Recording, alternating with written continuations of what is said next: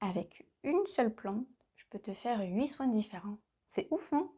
Bonjour et bienvenue dans cette nouvelle vidéo de Suna la trentenaire. Ici, on parle exclusivement de soins naturels, que ce soit pour ta peau, tes cheveux et ta santé. On poursuit du coup la playlist tout sur la dernière. Du coup, je te la mets juste ici, c'était sur le vinaigre de cidre. Mais aujourd'hui, on va parler de l'aloe vera. L'aloe vera, vraiment, c'est la plante magique. Elle a mille et une vertus, que ce soit en interne ou en externe, que ce soit sur la peau ou sur les cheveux. Comment se procurer de l'aloe vera? Déjà, c'est très simple. Tu peux la cultiver chez toi. Elle prend pas beaucoup de place, elle demande pas beaucoup d'entretien. Ce sera du coup à toi de palper les feuilles pour savoir si elles sont pleines de gel d'aloe vera. Et ce sera à toi d'extraire le gel. Tu peux aussi en trouver en très grandes feuilles dans les magasins bio. À chaque fois, tu as des feuilles qui sont vraiment immenses. Et là aussi, ce sera à toi, du coup, d'extraire le gel. Par contre, pour extraire le gel, il faut vraiment être très minutieux. Il faut être très patient.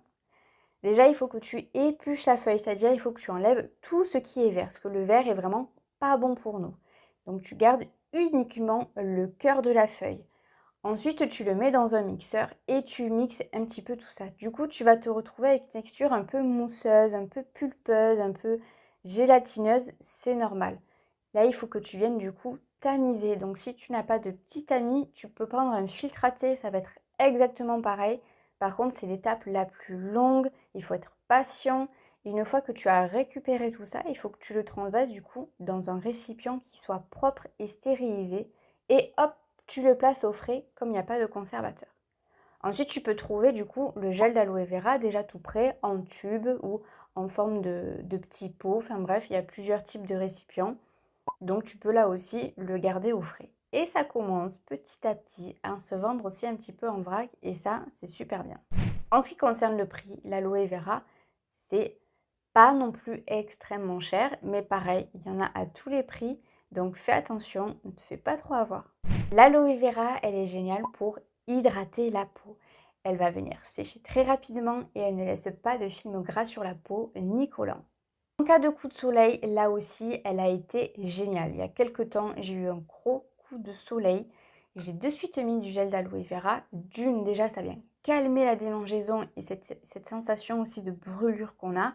Et de deux, je n'ai pas pelé, donc très important d'appliquer du gel d'aloe vera. Tu te fais piquer par les moustiques qui sont amoureux de toi, t'inquiète pas, l'aloe vera elle va venir de suite calmer les démangeaisons et cette sensation qu'on a envie toujours de se gratter. Tu passes du coup du gel d'aloe vera, ça va venir calmer les démangeaisons et ça va venir apaiser ta peau. Pour la cicatrisation, elle est vraiment aussi géniale, que ce soit pour les cicatrices d'acné ou les cicatrices dues à une opération, elle est vraiment géniale, elle accélère du coup la cicatrisation. Par contre, ne l'applique jamais sur une plaie ouverte. Et pour les signes de l'âge, l'aloe vera, là aussi, elle est plutôt sympa. Place-la toujours dans ton réfrigérateur et tu verras que le matin, ça va te créer déjà une sensation de boost et elle va venir tenser ta peau. Donc, encore une fois, elle est top.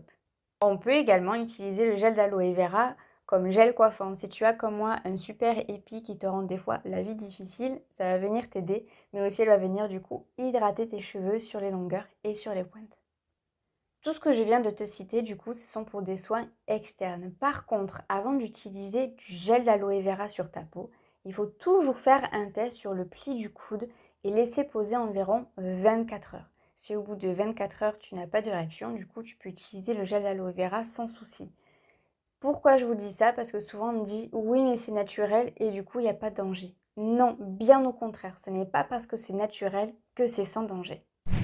Ensuite, on peut aussi utiliser le jus de l'aloe vera, donc à ne pas confondre gel et jus d'aloe vera. Le jus d'aloe vera, il est dépuratif, donc on peut faire une petite cure de jus d'aloe vera. Par contre, je préfère prévenir, c'est pas tout le monde qui va supporter le goût de l'aloe vera. J'ai fait une cure il y a quelques temps et je peux vous dire que j'ai été écœurée tous les matins de prendre ça à jeun. Vraiment, le goût, j'ai pas réussi à m'y faire.